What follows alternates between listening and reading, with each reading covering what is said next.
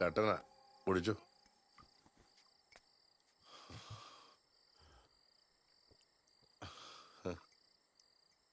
നിനക്ക് എന്താ പ്രശ്നമൊന്നും എനിക്കറിയില്ല, പക്ഷെ എന്തോ ഒന്ന് എനിക്ക് പറ്റിയിട്ടുണ്ട്.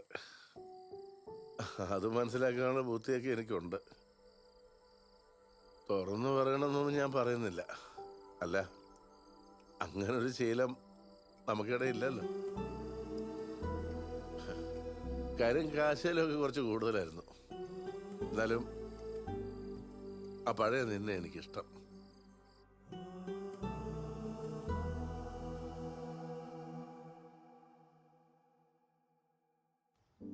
അറിഞ്ഞോ അറിയാതെയോ എല്ലാത്തിനും തുടക്കമിട്ടത് ഞാനാ.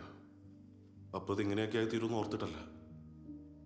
ആദ്യവും എന്നെല്ലാം പറയുമ്പോൾ ഒരു തമാശയായിരുന്നു. പക്ഷെ ഇപ്പോൾ അതങ്ങനെയല്ലല്ലോ. അങ്ങള് ഒന്നെങ്കിൽ ഇവർ ഒരുമിച്ച് തീരുമാനമെടുത്ത് സെപ്പറേറ്റഡ് ആവണം, അല്ലെങ്കിൽ പിന്നെ ഞാൻ മനസ്സുകൊണ്ട് പോലും അങ്ങനെ ഒന്നും ആഗ്രഹിക്കുന്നില്ല. ഞാനിപ്പോൾ നിങ്ങളെ കാണണം എന്ന് പറഞ്ഞാൽ തന്നെ വേറൊരു കാര്യത്തിനാണ്. ഷിംലയിൽ നിന്ന് കുറച്ച് പേര് എന്നെ കാണാൻ വന്നിട്ടുണ്ടായിരുന്നു. അവരാരാണെന്ന് എനിക്കറിയില്ല, പക്ഷെ അവർക്ക് പപ്പേനെ സ്റ്റെഫിനെ അറിയാം.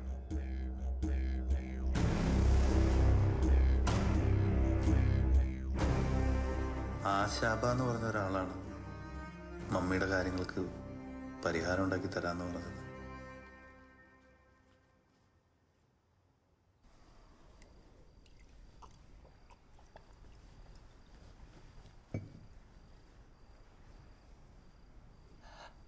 ഗ്രേസേ,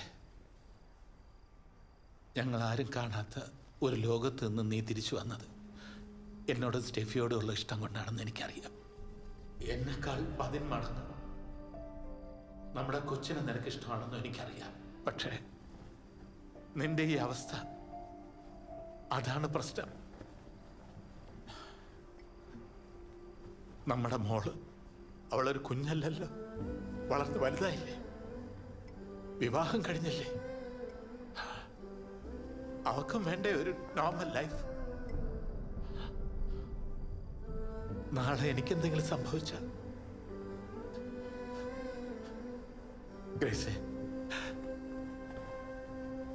എനിക്കിഷ്ടമുണ്ടായിട്ട് പറയല്ല, നീ പോണം. നീ പോയേ പറ്റൂ.